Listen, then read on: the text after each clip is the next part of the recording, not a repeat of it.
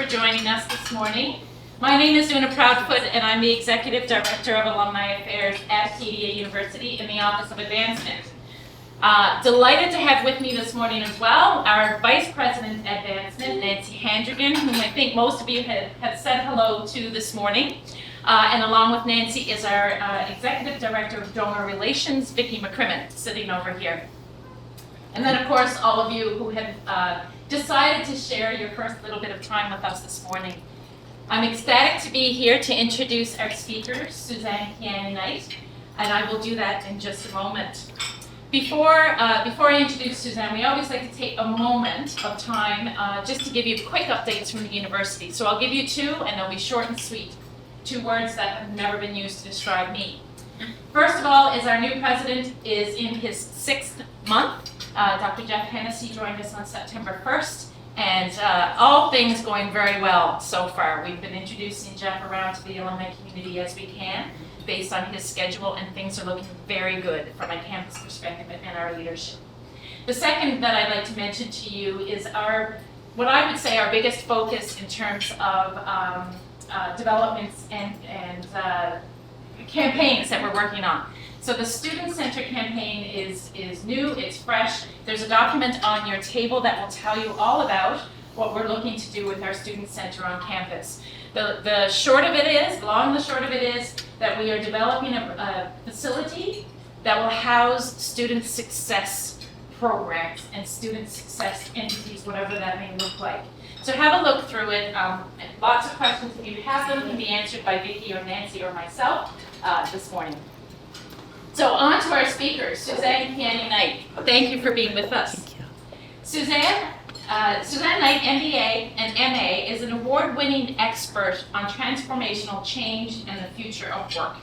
CEO and founder of mBolden human capital consulting firm, Suzanne works with organizations around the world, helping them anticipate and adapt to change so they can thrive rather than just survive. And I think we can all agree that no matter what our work looks like right now, this is going to be good information for us. Through her own firm and nearly a decade at Deloitte, Suzanne worked with over 40 clients in 12 countries. Beyond her consulting work, Suzanne is an active angel investor with the Firehood, startup advisor and tech founder. She previously spent 5 years with Walmart Canada as Vice President Transformational Service with 100,000 plus employee portfolio, and Philip Morris International, leading organization transformation and change in Canada. Suzanne is an active speaker, presenter, and facilitator, having recently spoken for Deloitte, Manulife, Uniphone, Sherlick Executive Education Center, University of Western Ontario, Verity Women's Club, where we are this morning, Future Leaders of Ontario, Ensel Canada, Joint Venture Finance, Walmart Canada, and the Strategy Institute. So there you have it.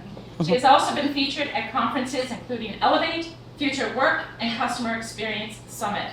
She volunteers as a Sick Kids Innovator, mentor with Urban Squash Toronto, and is on the HR committee of JIAS. She has served as head of diversity, equity, and inclusion for a consumer goods company, on the Executive Advisory Council for Walmart Canada's Women in Retail program, and on the foundation board of the McMichael Canadian Art Collection. Suzanne Knight has an MA in Industrial and Organizational Psychology and an MBA in Finance and Strategy. In 2023, she was recognized on the Pete's Emerging Under 40 Leaders List and the DMZ's Women of the Year. A round of applause for Suzanne. Thank you. Thank you. Thank you. So thank you so much, Una, for having me, for that great introduction, Vicki and Nancy as well. It's a pleasure. You know, I graduated from Acadia with a degree in psychology in 2007. And so this is a very proud moment for me to be able to come back and share some of the learnings I've had in my professional career. My topic is never waste a good crisis. And personally and professionally, it's a time of year, a time of economic cycle where it feels like there's a lot of crisis, a lot of political instability, environmental challenge.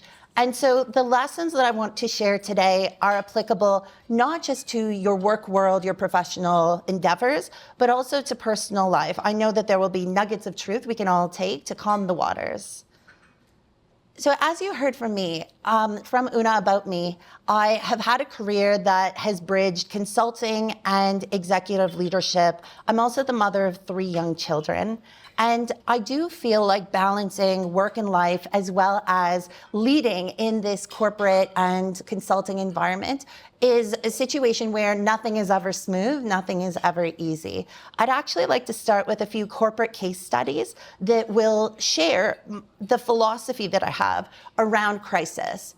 Crisis is typically thought of as a bad thing, right? It's something that is stressful, terrible. When I announced the topic, I actually had some other members of the alumni group reach out to say, how are you going to spin this? Because I do crisis management and things are really not great in a crisis situation.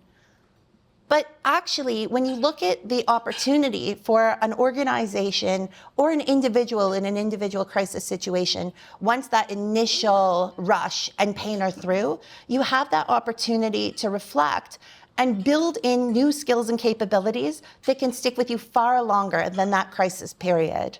And that's where I say, never waste a good crisis because there's always the opportunity for growth. So let's start with Apple. Apple actually was quite close to bankruptcy. So we look at the late 90s, and now while Apple is pervasive, we have Apple Pay, we have a whole suite and portfolio of products and services. At one point, it was 3 months from shutting the doors. At that time, there was a lack of focus, and there was an issue with product market fit. The company, while close to shutting its doors, did a Hail Mary. They brought Steve Jobs back. And the focus that Steve had in this crisis situation was about focus and getting quality at the core of what was delivered. There was change to leadership, change to financial management, but most importantly, there was innovation. The iMac was introduced, iPod, and then later the iPhone. And Apple was able to turn things around so that within a year of Steve Jobs returning, they had $300 million of profit, when the previous year they were about to shut their doors. This is a turnaround situation, but where I say never waste a good crisis, it comes to the point that in Apple's DNA, they kept that focus of innovation, quality, and focus on the customer. In later years, they had iPhone, iTunes, Apple Pay, and a suite of other products and services that we're using so actively today. And I believe it was this crisis moment that changed their shift in focus and DNA to build in something far more sustainable. Another example, Amazon. In 2008, many retailers were shutting their doors. There was crisis around affordability. As consumers tightened their spending, there was the opportunity to take this crisis and batten down the hatches. Amazon actually went in the opposite direction. They invested in innovation, but they also looked within house. So Amazon Web Services was a product, a service that was developed inside for employee use. Cloud computing. This was monetized and brought out to the market and is now the single largest cloud computing software in the world. And this is where I say, again, Amazon was able to build and spin out multiple new business units, which took pressure off that core retail function. And it was crisis situation when other retailers were shutting their doors or actually stepping back from that investment that Amazon built and lasted in a very different way. Another example, Tesla. Do you remember what was called by Elon Musk production hell? Production hell. This was when there were so many orders for Model 3s that the company could not actually deliver. There were massive backlogs, reputational risk. This was 2017-18 when there was a crisis around whether the company would actually be able to maintain its reputation and fill its ongoing obligations. The company had major shifts at this point. Rather than just focusing in on creating an innovative product and trying to embed innovation into every area of their manufacturing and production, through robotics, through automation, they actually went back to some manual production processes that allowed them to scale up and down with more efficiency. Elon Musk also moved into the factory and they set up another manufacturing line outside the facility that allowed them to scale up and down in a different way. The company has built far more understanding around ability to build manual processes and not rely specifically on automation and machine. to be able to deliver for customers even now. Finally, Nike. So in the pandemic, retailers had the option to shutter their doors, step back from their retail service, or lean into other areas. Nike's digital adoption changed the way that the customers were able to purchase from the company with much more focus on direct to consumer. Other competitors were shutting their stores and not able to reopen even now, but Nike got first mover advantage with digital marketing, and as a result, they've grown by 10% a year over year since that point. What traits did these companies display in times of crisis? It's different for each organization, but I would suggest that they had some pieces in common. They had strong leadership, strong vision, and they were able to innovate and adapt to the situation as it faced, and not just innovate and adapt, which is easy to do for a moment, but they were able to adopt and sustain the change over a longer period. They had vision that was able to mobilize their workforce and mobilize their finances into specific areas, whether it was innovation, new product lines, or whether it was into efficiency and improving the supply chain. They focused on the customer. What would the customer need and how could they create fit? How could they focus on quality? And in the case of Nike, how did they use digital engagement, which was a new channel that they had invested in far less than they had in the traditional brick and mortar? Having come from the retail and consumer world, I can say it is a massive shift to go from brick and mortar to retail, or even harder to have an omni focus where you're tackling multiple channels at once. And so to do that in a crisis situation is certainly not easy or comfortable. And there's substantial resistance within that employee base to make a change, to change routines, to change their ways of thinking and working, and to change their jobs. But part of it comes into building flexibility into the DNA of the organization.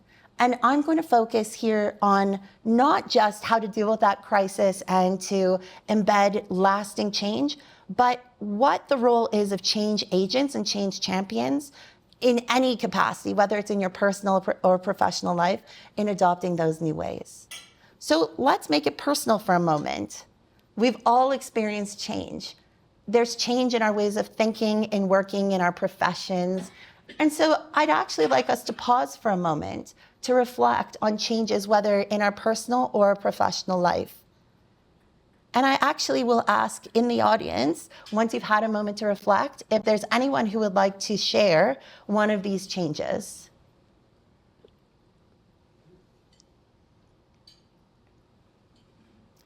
I will. Yes, please. I just recently sold my home that I raised my sons in. And for me, this is a pivot. This is a change, and the landscape's going to look very different for the next little while. That is a change. So if I may ask you, why did the change happen? You sold the home. Mm-hmm. Yeah, it was something that wasn't needed anymore. Yes. Right? They're doing their thing. They've moved on. And it was a house in Wolfville, which is worth a lot of money right now. Yeah, so good on you. And then I would ask, what impacted your ability to adapt to the change? Because this is a hard personal change. I don't know that I've adapted yet. That's why I'm sharing it with you now. A whole group of support right now. So yeah. Perfect. I'm still looking. I'm still trying to figure it out. This is good. We can talk you through it. What challenges did you face when executing the change? What's on your mind now that makes it hard to adapt? It's a heavy heart. Yes. A heavy heart saying goodbye to the home that I raised my children in. Yeah. That's it. And then, did you end up better or worse, or too early to tell? Please stand by. Yeah. Well, Una, thank you so much for sharing. And this is where in our lives, we're constantly going through micro change to macro change. I have the same, with my kids. They seem like they just go to school one day and come home as a teenager. My eldest is 8, so he's not quite there, but he certainly acts like it. This is what I hear. And so as we're going through, we have to think about the level of change we're facing. Changes in the past used to be fairly clear. We would understand what the change was. We would be able to figure out how to adapt. It might be hard to adapt, but we could figure it out. And then we would respond to it in some way. Right way, wrong way, we would respond in some way. Over time, it became more complicated and chaotic to go through change. But right now, there's so many factors that are moving through us, and there are emotional factors, economic factors, political. Within our own organizations, there's so much change. I don't know many companies that didn't go through layoffs since end of pandemic. I know that there is a change for people in the workplace and the type of opportunity that they're working in today or looking for. More people going into gig economy. In Canada, 27% of our workforce is involved in gig economy today. That number is expected to double in the next 10 years. That's what the experts say. I think it'll double faster.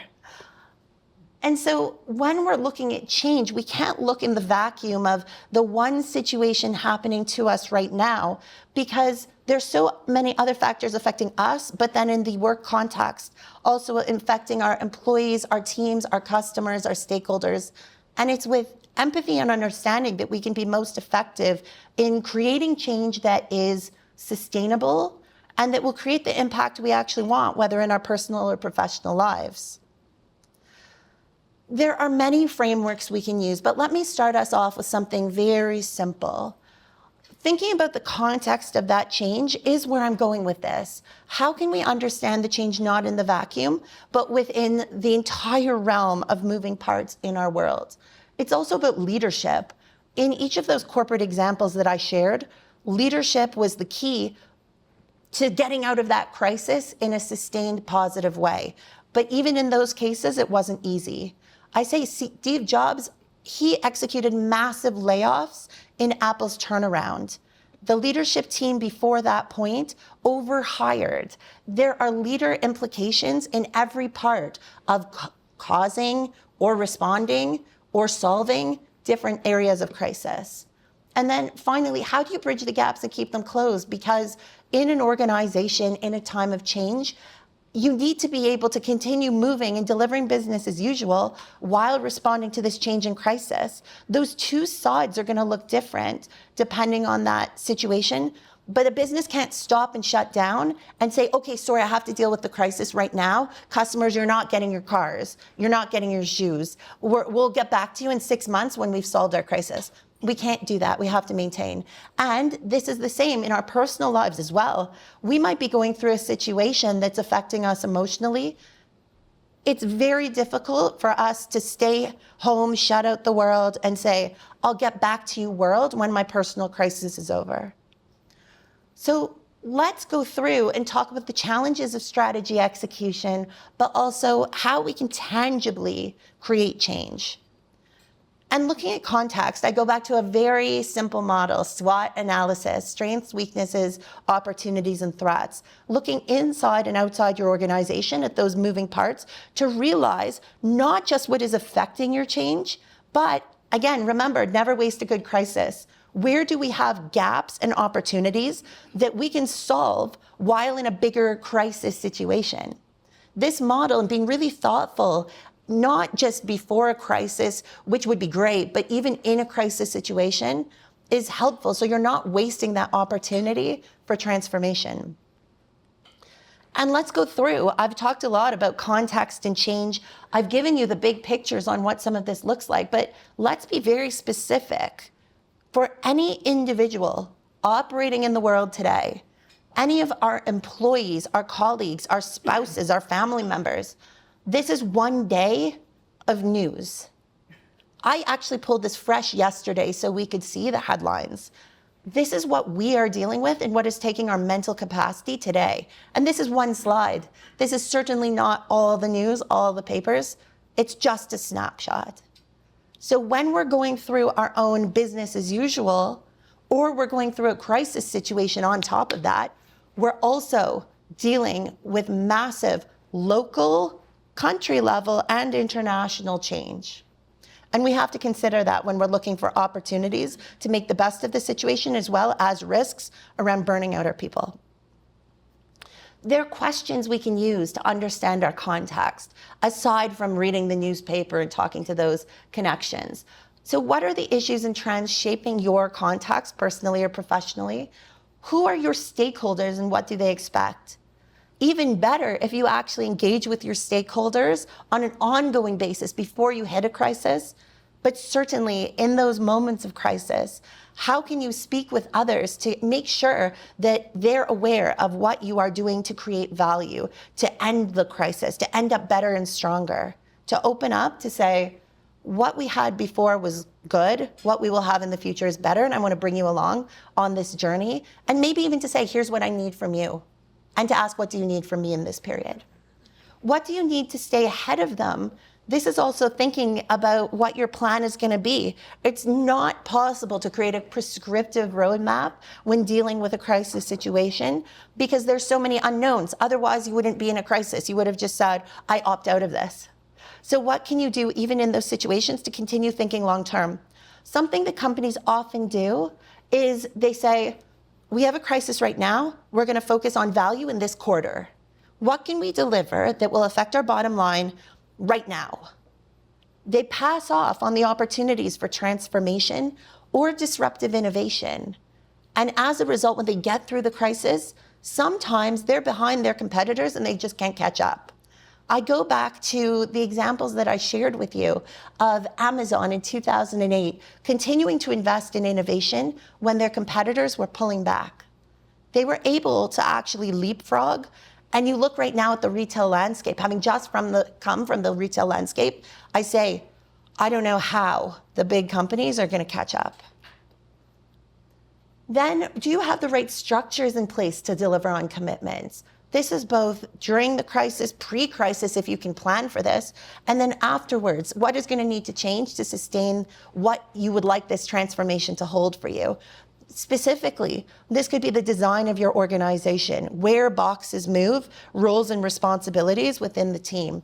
Pretend that you're moving to create a new business unit like Amazon Web Services. Maybe you actually want to invest more people in that space to sustain it so it's not a side-of-desk project. If you believe strongly in it, put your money where your mouth is, put your head count where it needs to be.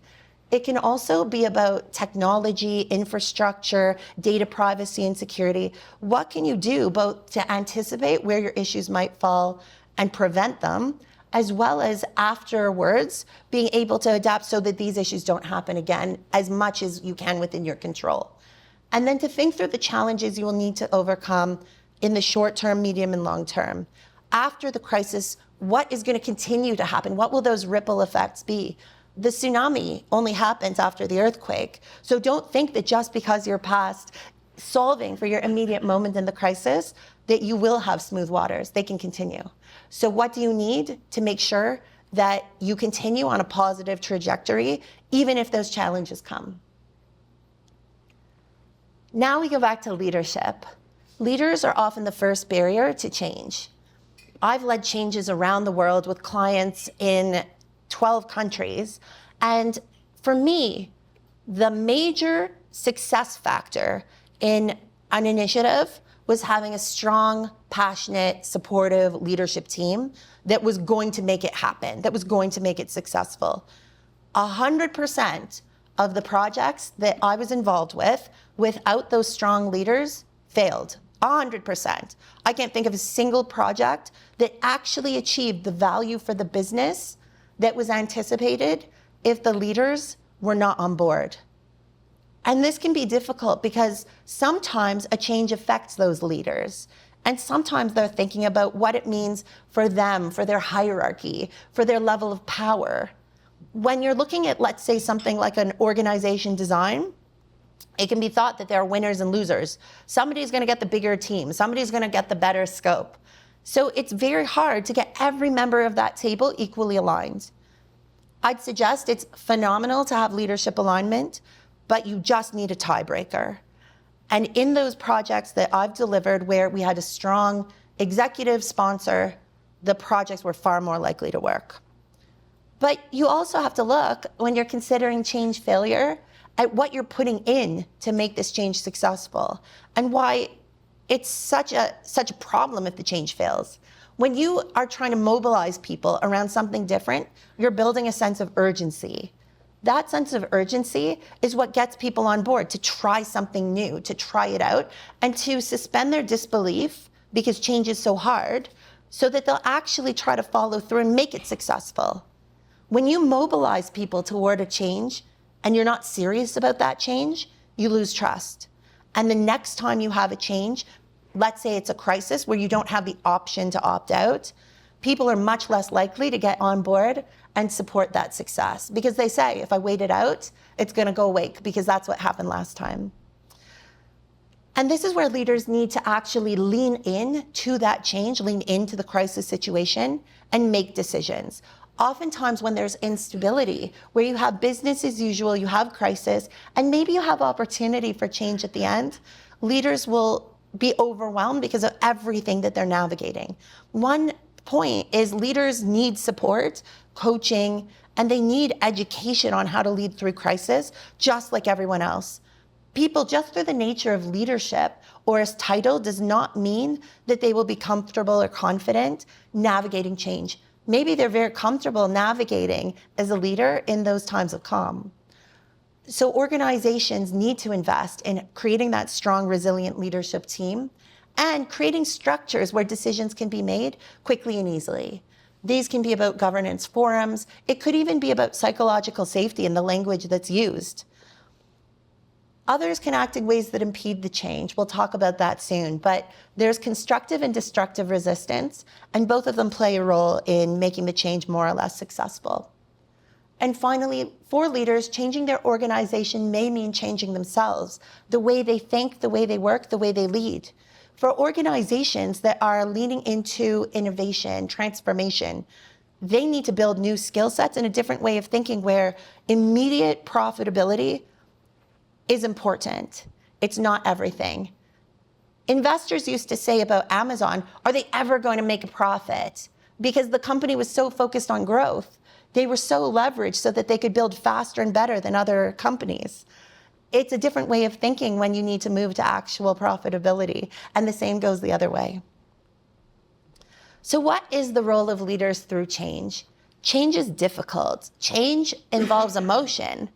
You can think of any change in your personal or professional life, and we're not robots. We're going through it as real humans at the time that the organization or the world around us is changing. I'll give a little example.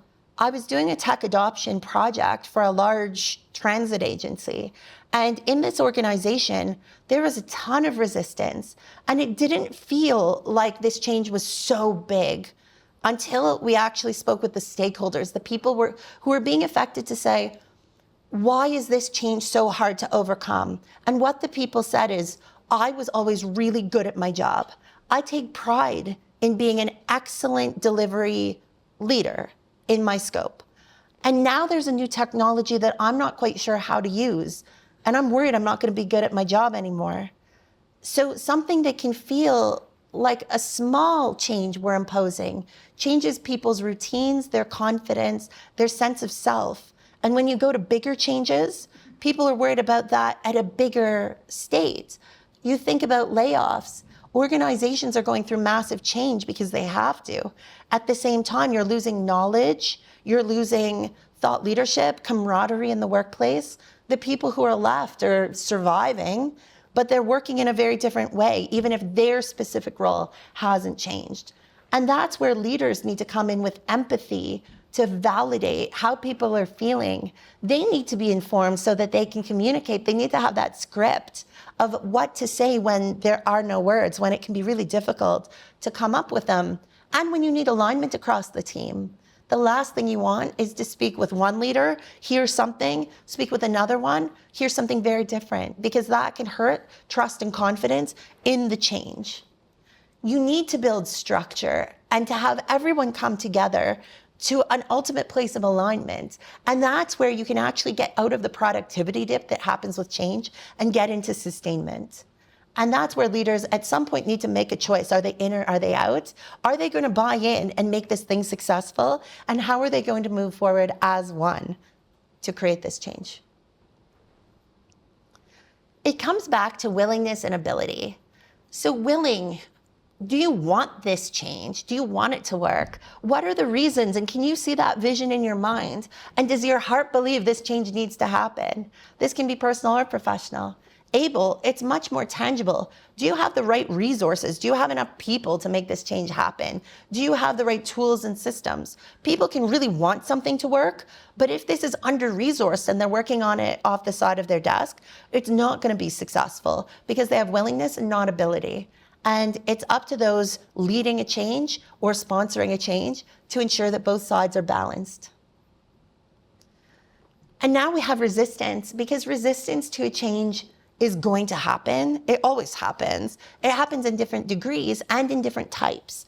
You can have constructive resistance where people want the change to be successful, but they're sharing with you why they think there may be risks or issues, where they think maybe you haven't thought of something or you haven't thought about it in the right way. Then there's destructive. Destructive is where they honestly just don't want the change to work. And that can come out either as the loud, belligerent person in the room, storming out, expressing all the reasons in the space why this is not going to work. You could also have it be much quieter. It could be covert. It could be at the water cooler, people talking, whispering about why this isn't going to work. Even if in the room, they were sitting there and nodding. That's really dangerous. So for all of us, as we're going through personal or professional change, we need to think, are we hearing resistance? If not, maybe we need to ask the questions, make sure we're getting all those perspectives out. If we are hearing the resistance, where is it coming from? Is this about willingness, ability, or something personal, something emotional? And how can we support those individuals in sustaining that change and getting them to the point that they can get on board and help us build, grow, and create something that will be of lasting benefit in the organization? What leadership traits do you need and do you have to create this meaningful change? There are many, but a couple that I'll lean in on. Horizontal scanning. This is about understanding the context, understanding the stakeholders, and not doing it just once, but continuing to understand the environment around us, because change continues to change. So we need to make sure that we have the latest information and are making the best decisions based not just on what's happening today, but what we anticipate to be those future trends. Rapid prototyping. Don't put all of your eggs in one basket. Don't go all in until you have a sense that this is the right path. While I do deeply believe in transformation and disruptive innovation and will always support those initiatives at some point, I still believe you need to start small and learn fast. Be ready to fail, because what you don't want to do is go into a transformation or disruptive innovation that is going to compromise your core business until you know that this is the right bet to make. Finally, rebel rousing. This goes back to resistance.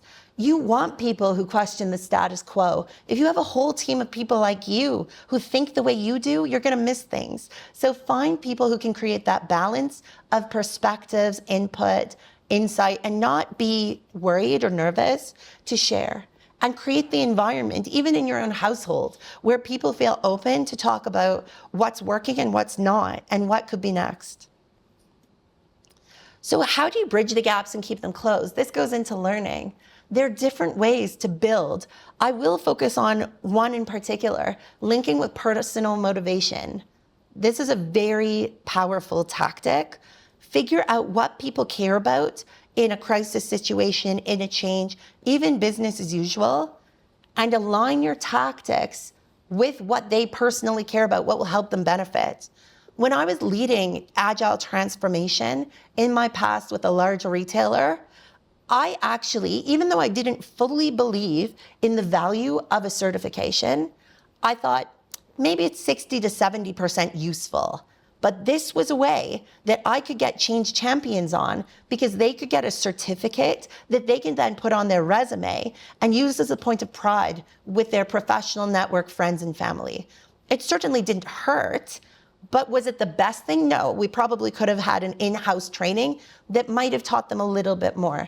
But I wouldn't have gotten the same attendance, the same excitement to get on board with this agile transformation if people weren't personally getting something to put on their resume. And that was enough to get to mobilize a group of people and gain that momentum that helped us transform. Another, integrated delivery methods. People learn differently, and it's not about teaching once, it's about providing the resources that they will be able to use ongoing, and to make it real with problem-based learning.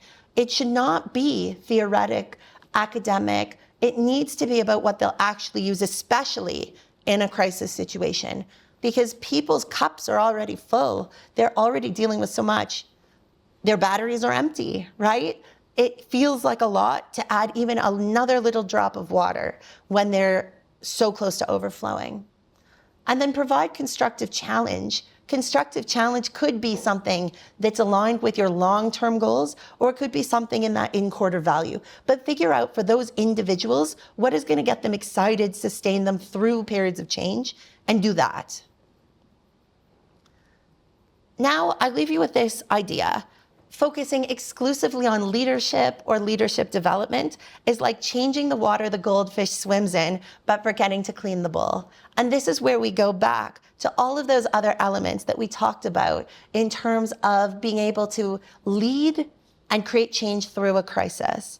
Innovation and adaptability. This is about being able to ebb and flow and think about art of the possible, not just what you're feeling now.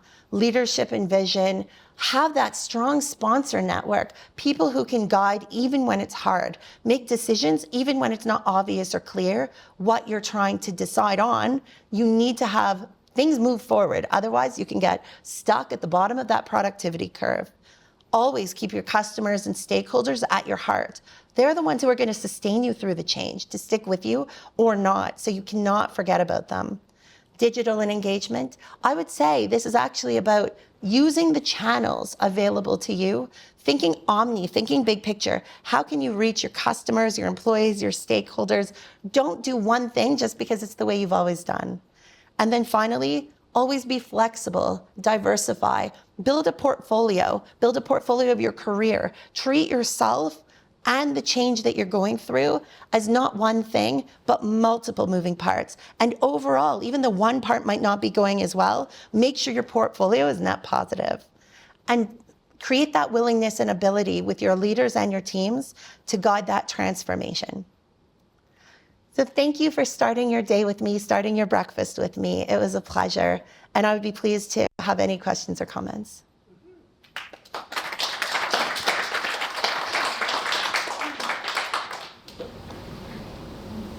Since you seem very knowledgeable, Hi, Susie. and I know this is Canada, but would you comment on what you think is going to happen in November 2024? Oh my, see, this is a very good question. And Susie, I will opt out of this one. Thank you, my friend. Yes. Can you share an example, obviously with anonymity if you need to, Sure. organizations on a project or a client you worked with where it went really well, and then a client that it didn't go well? Okay, very good. So one, I'll start with what didn't go well, because it's funny. Those are all the top of mind. Okay, one where it did not go well was around a government organization that was trying to implement a new technology strategy. So this wasn't even about on-the-ground change. It was a way of integrating technology in the future with people's ways of working. It was almost like a mindset project that would shift those ways of thinking and working in the future. Sorry, 1 second. So in this example of mindset shift into the future, the leadership team was very excited about it, riled up. They wanted this thing to be successful. They were very excited until the next priority hit and they got distracted. What happened is this strategy sat on a shelf for 6 months after they had already announced it. And when they wanted to bring it back, it was dead. People had no interest because they had said, oh, if I wait this out, I can wait it out. You've shown me that this isn't actually that big of a priority, so I'm going to opt out from participating. So that was what happened in this situation, that actually it never got off the ground. And I recall at the time, this company had paid, or this organization, a 6-figure fee for basically a very large paperweight.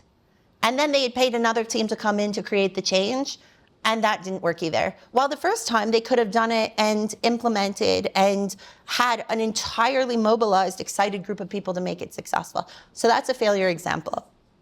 Another failure example, an organization that I worked with could not get their team aligned. This was something where there was a strong CEO who was passionate about the change. That individual announced, created excitement, created momentum, then left for another company. As soon as that CEO was gone, this change died. The leadership team never took up the mantle because of that idea of winners and losers. There was no tiebreaker. And so some people were going to lose elements of their scope or power, perceived power, and they were able to kill it because there wasn't one person to say, I hear the noise in the room and we are moving forward. Once that was lost, the project was lost. But then I go to successful. Actually, this is a retailer where they were able to fully change their ways of thinking and working. They were able to actually adopt transformational technology, build massive ecosystem businesses. And it started because they got their house in order. They were able to eliminate duplication and overlap in roles.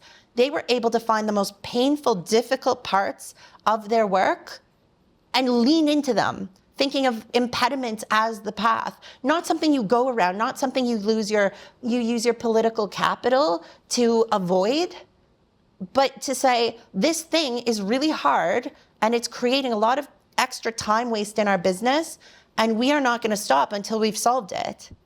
Because you can probably think in your professional lives of things that are in the path and you just know who to talk to so you don't have to deal with it. But when you have a whole company of people doing that, think of how much time you're spending on it. So this company was just very effective. And I remember one employee at this company, it was a leader, he would say, it feels like I'm trying to work, like I'm trying to do my job and my hands are in the freezer. And just think about that, like trying to type with your hands in the freezer. It was painful. This organization that I'm talking about, where that employee said this, was actually one of the first examples of a change that did not work. That leader left for a competitor and has created incredible change and financial benefit there that's making his last company have a really hard time catch up. So you lose good people when you don't make it easier for them to do their jobs. Who's the most influential leader that you've experienced for you and what are their traits? Ooh, that's a good one. So there's one leader I think of, and she was an incredible force for change. And the thing that I really appreciated about her was she had authentic empathy. She really cared about people, but she also could make hard decisions. And that's a hard balance because you don't want to be too bleeding heart that you can't make the hard decision when it matters. But you have to authentically care because people can tell you when you don't. So this leader, she was able to mobilize the hearts and minds of a 100,000 person workforce. And when she walked into a room, it was like you had goosebumps. Like you knew there was something special. And I think it was her ability to inspire both in front of a crowd, but then one-on-one as well. You always left a conversation with her thinking about how much was possible. And that's really exciting. Yes. Big organizations, I find, have a good influence to immune response to change. Yes. I mean, that's why even care client believe companies like Lockheed had stop work, dollars that to it. Like, looking at these organizations, I think part of it comes that, news and meetings no longer 30 years, and changing so much. They're no more better at their job than somebody coming right out of the comms integrated village. Yes. So with so much things being tech and AI and all these other things driven, where you have like new grads that are just as capable as somebody with 30 years of experience. Yes. These people who want to take jobs. How do you overcome that issue where people making decisions how the jobs are what are they going to do about? Yes, such a good question. And there are a couple points that come to mind on this. One is some new grads will have those specific skills that are of so much value in the workplace that will give them a disruptive level of talent and impact. Other ones are coming out of the school world having taken courses and programs that now are already replaced with AI. Conversations I have with a lot of these big companies is we actually don't need our junior people anymore. In many cases, we don't need them anymore. So we need to balance how many we put on our books as cost, as liability, just so we have a succession pipeline, even though a machine could do their job for less money, with fewer errors, with less interpersonal challenge, right? So it depends. At the same time, many leaders are so effective because they're used to working in a bureaucratic, hierarchical organization that could be command and control, that could give them the authority to make decisions and manage their silo, their empire, whatever you call it. It is very hard working in an environment with disruptive change that is of a pace that's really hard to keep up with now. I remember being in the room when I heard about ChatGPT with the head of innovation and a leadership team in this retailer. And the head of innovation was saying, so this is going to change things. Like, this is going to replace a lot of jobs. And I remember having never heard of it and thinking, oh, well, I've heard that a lot. So he said, go on and ask it a question. So I went on and I said, how do I make chocolate cake? It gave me a nice recipe and I thought, cool, like, not going to replace my job. He said, ask it something relevant to your work. And I said, write me a change management plan for an agile transformation. This was really brutal because in 10 seconds, ChatGPT wrote a plan just as good as anybody on my team. And yes, ChatGPT isn't going to go implement it and consult with stakeholders, but my team would have taken 6 weeks to make that plan. They would have had to consult and think about it and engage to be able to make a plan. And it was literally the same outcome in 10 seconds. So I don't exactly know what will happen with World of Work, but I truly believe that the conversations we were having even 8 years ago about outsourcing are now the same conversations we're having today with automating. And that push into gig economy is going to be a matter of not just desire for more flexibility, but because companies just don't need the same number of people or same skill sets.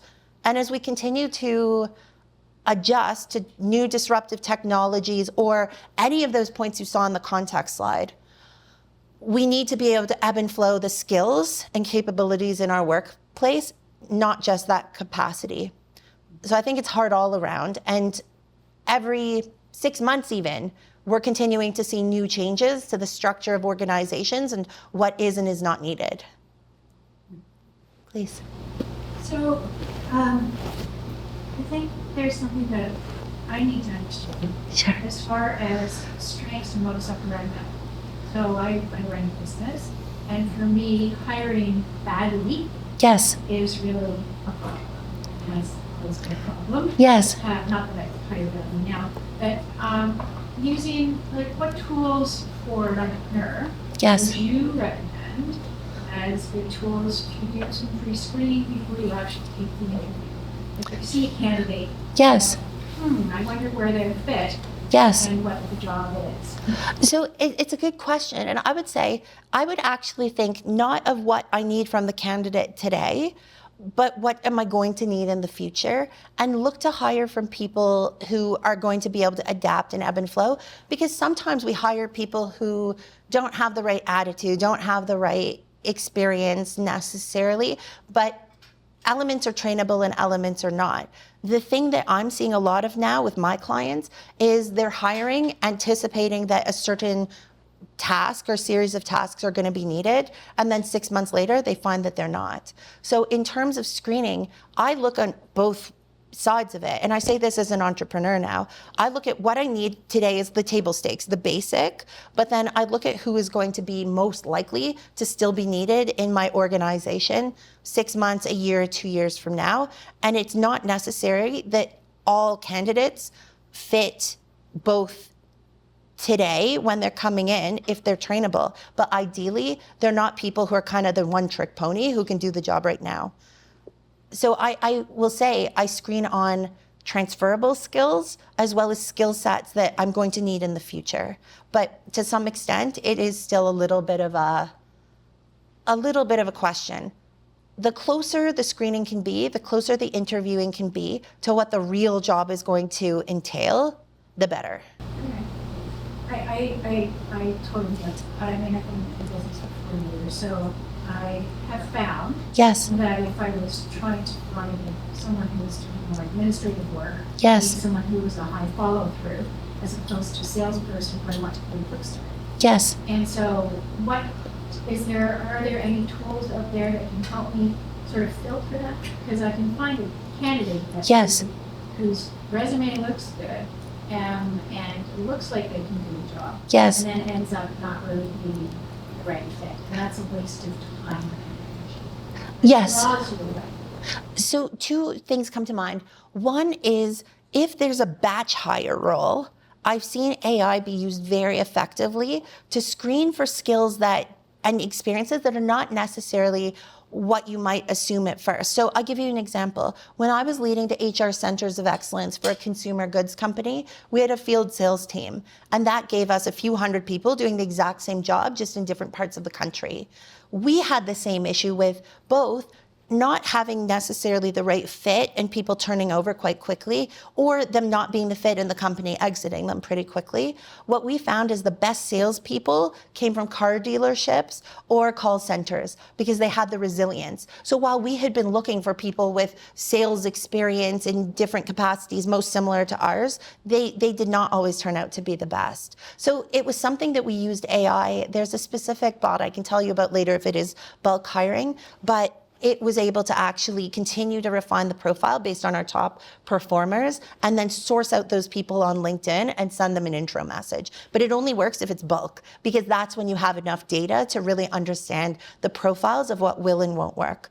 The other part I'll say is it goes back to that assessment center idea. This is more traditional in hiring, but if you can replicate a task that somebody would be doing and test them as much as you can in what's close to a real life situation, the better. Because then it's not a theoretical point or something that is based on just on paper for past experience, but you get to actually see them in action and see if they're operating the way that you would hope if you were to bring them on the inside.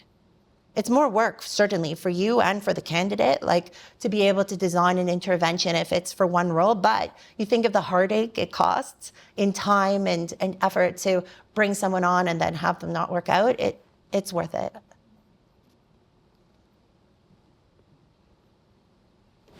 Have you seen any companies trying to go to a 4-day work week? So I'm hearing a lot about this. None of my clients are making this move that I've heard, but certainly there's a lot of question both about 4-day work week and universal income.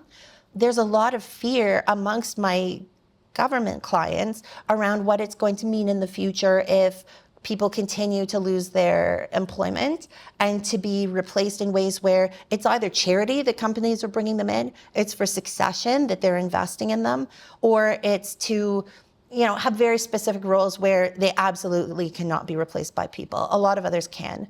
And when I was in this retail consumer goods world, we felt quite strongly that 30 to 50% of all people could be eliminated quite quickly and easily. But with political pressure, right thing to do, decisions were held off on. But certainly, I do think that 5 days of work will not be needed, maybe not even 4. So what is going to happen to make people either employable in some fashion or be able to get through the day and feed their families? Yeah, so I'm seeing a lot of that. Robert? Yeah, my question is probably more on a macro level. Sure. In terms of what you would consider to be a structural shift. Now, a structural shift, you might say that in my business career, probably in 1985 when the personal computer was brought in, Yes. there had to be a tremendous transformation Yes. in how people worked. Yes. Because people used the computer, they had to adapt to the fact that I had to go to the University of Toronto and learn how to use WordPerfect. Yes. Because so there was a lot of structural shift at that time. Yes. But is AI a structural shift, or is it just a refinement? So this is interesting.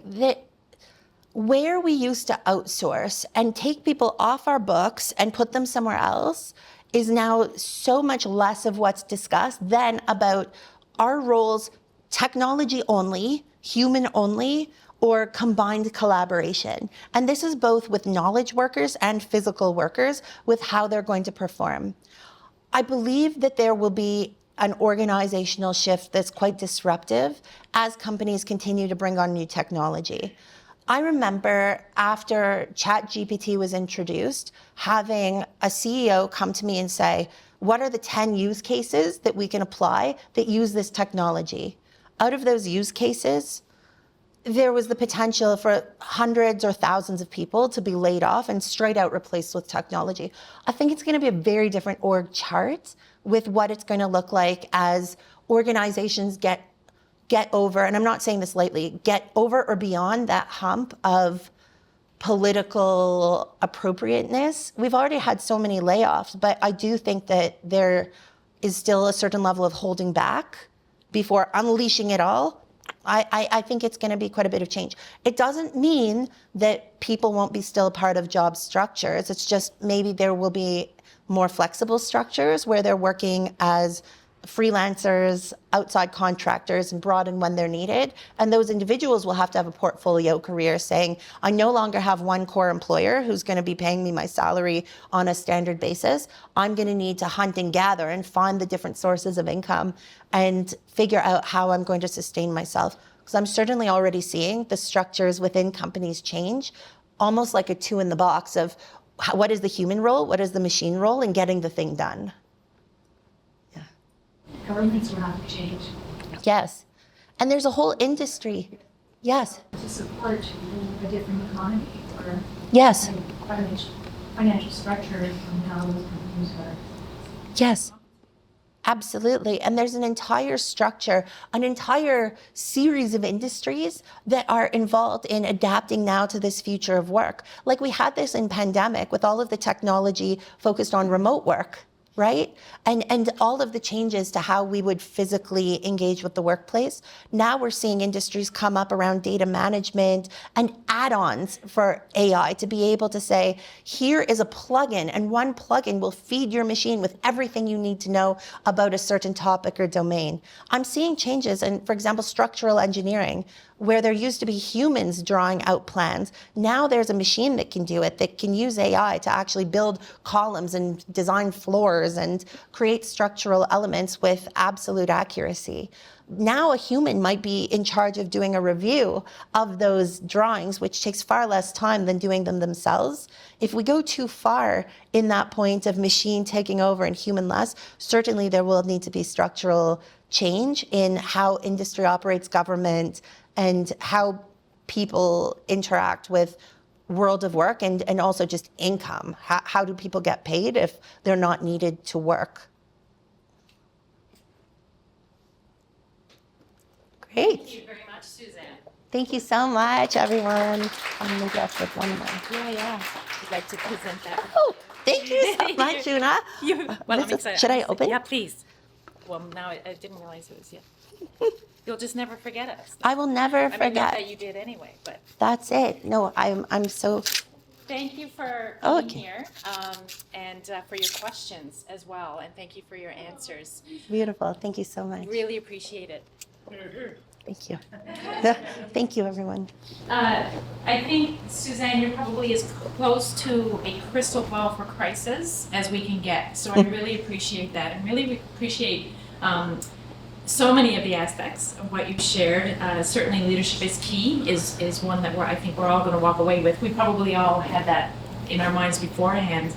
Perhaps the biggest part for me that stood out was the start small and learn fast. Yes. And when you're faced with a crisis, I know for myself anyway, it's kind of penny, the sky is falling, and you just want to blanket solution everything. Yes. So that's, starting small and being quick.